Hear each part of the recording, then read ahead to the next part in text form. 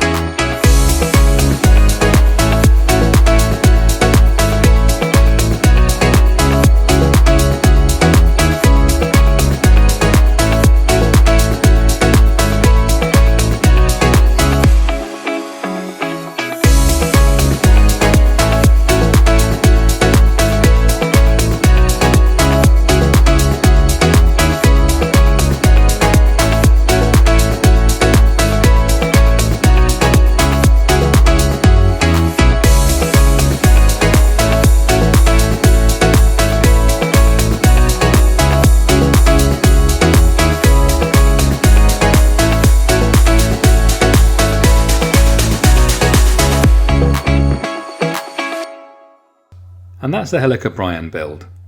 Let's make a start with the Plesiosaur build now.